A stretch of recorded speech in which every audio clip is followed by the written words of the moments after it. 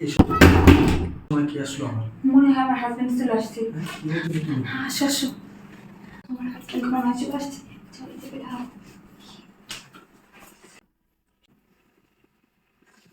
আমার হাজবেন্ড মনে হয় চলে আসছে। কি বলতেছো? বাথরুমে যাই। আরে কি বলতেছো? কই যাইতেছো? খাটে নিচে যাও। আরে না, তাহলে শোনো আমি কি বলি, আমি যা যা বলি তুমি মন দিয়ে শোনো। আমার না অনেক ভয় করতেছে। আরে চুপ থাকো না, আমি যখন গেটটা খুলবো তুমি তখন দরজার পিছনে লুকাই পড়বা।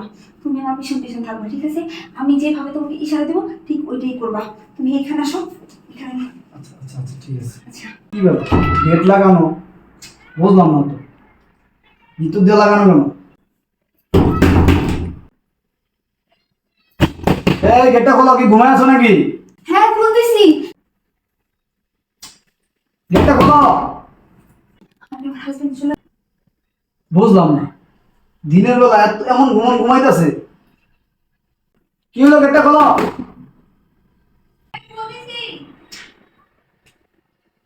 আমি যা যা বলছি ঠিক তাই তাই করো।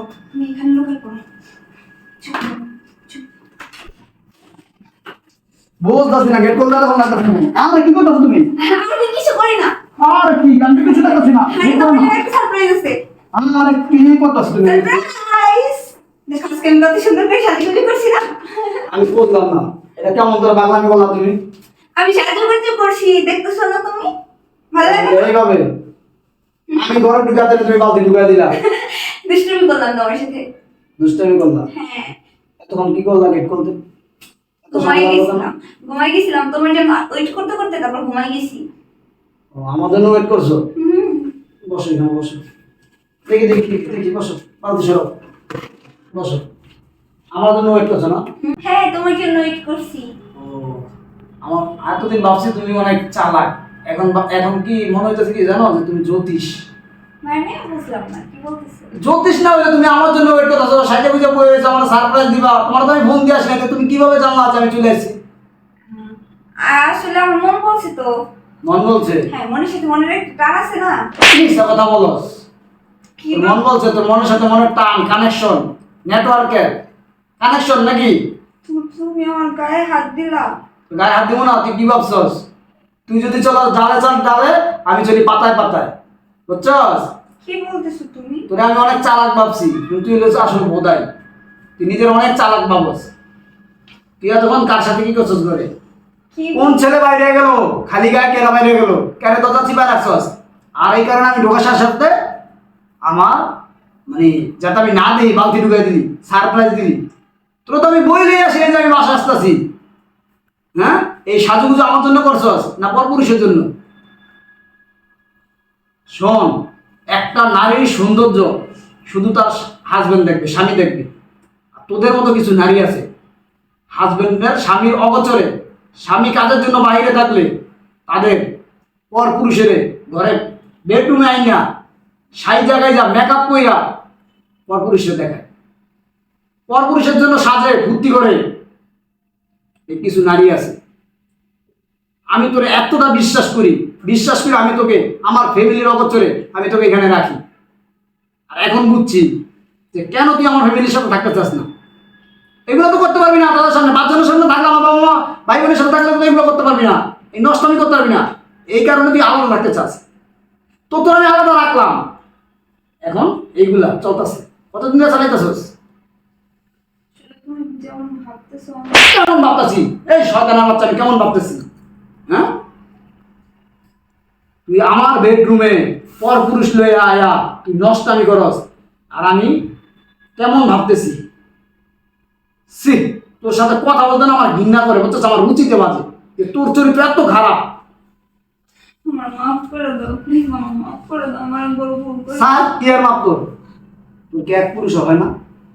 হ্যাঁ, এই আমার ভিতরে কি নাই? আমি তোরে কোন অসুখী রাখছি? হ্যাঁ, তুই যখন যা চাইতেছস তখন তো তোরে তাই দিতেছি। আর আমি যে এই যে চাকরিটা করি, আমি যে বাসায় থাকি না, আমি এই চাকরিটা কেন করি, কিসের জন্য করি? আমি তো পারতাম ওই চাকরিটা ছাইরা আমি অন্য একটা চাকরি করতে, তোর রাত্রে ঘুমাইতে, তোকে সময় দিতে। কেন করি? ওইখানে টাকা বেশি, স্যালারি বেশি, বেতন বেশি। করি আমাদের ভবিষ্যৎ ফিউচারের জন্য, ভবিষ্যতের জন্য। আর সেই অগোচরে তুই আমি সময় দিতে পারি না, আমি বাইরে থাকি, এই সুযোগে তুই পর পুরুষ নিয়ে ফুর্তি করস। হ্যাঁ আসলে শোন, আমি তখনই দেখছি যে ছেলেটা বাইরে গেছে, আমি পারলে ওই ছেলেটার ধৈরা শিক্ষা দিয়ে দিতে পারতাম, কিন্তু আমি তো তোরে ভালোবাসি, তুই তো একটা কান লাগিনি সাপ, তুই আমার ভালো অবস্থা, আমি তো তোরে ভালোবাসি, আমি চাই নাই যে বাইরের একটা ছেলের সামনে তোর আমি অপমান করি, তোর গায়ে হাত তুলি। শোন, আমার একটা বোঝা হয়ে গেছে যে তোরে নিয়ে আমি সংসার করতে পারবো না, কারণ আমি বাসা থাকবো না, আর তুই এগুলাই করবি, কয়জনের সাথে সম্পর্ক তোর? হ্যাঁ, আমার বন্ধু বান্ধব ফ্রেন্ড সাইকেল অনেক মানুষে বলছে তোর ব্যাপারে যে আমার ফ্ল্যাটে মানুষ ঢোকে, বিভিন্ন ছেলে ঢোকে, আমি বিশ্বাস করিনি, আমি বিশ্বাস করিনি। ইভেন কি এই বাসা থেকে অনেকে আমার বলছে আকার ইঙ্গিত দিয়েছে, ভাই আপনার ফ্ল্যাটে আট লোক ঢোকে, আমি বিশ্বাস করিনি। আমি বলছি যে আমার বোন নামে আশেপাশে কথা বলবেন না, আমার বোর চরিত্র ঠিক আছে। এই তো লজ্জা করে না? হ্যাঁ, ঘরে স্বামী থাকতে পর পুরুষ নিয়ে পোস্ট ইন্ডাস্ট্রি করতে, হ্যাঁ, এত লাগে গিলিয়া, তো এত লাগে গিলিয়া কিসের অভাব বল? হ্যাঁ, আচ্ছা একটা মানুষের কি সব ওইগুলারই মজা, ভালোবাসা বলে কোনো কিছু নাই? হ্যাঁ, তোরে বুঝে কোনো না বলতো না, তুমি আমার বাসাতে তুমি আমার শেষবারের মতো মাফ করে দাও। কোনো মা বলবো না, তোর মতো নষ্টা মায়ের লোক না আমি সংসার করবো না, বেরো বেরো আমার সামনে বেরো, আমি তোর কাছে সংসার করবো না। শোন, আজকের পর থেকে কোনোদিন কোনোভাবে আমার সাথে যোগাযোগ করবে না, বেরো, আর কোথাও আমার পরিচয় দিবি না, বেরো। ফাজিল মায়ের লোক, নষ্ট মায়ের লোক কোথাকে জানি, এরা হচ্ছে কাল লাগে, সুযোগ পারি না সবল মারে। আসলে মায়া মানুষের বিশ্বাস করা, আমি এতটা বিশ্বাস করছি ওরে, বিশ্বাস করে আমি এখানে অনেক ফ্ল্যাট নিয়ে রাখছি, হ্যাঁ, আর আমার বিশ্বাস এই মর্যাদা দিল।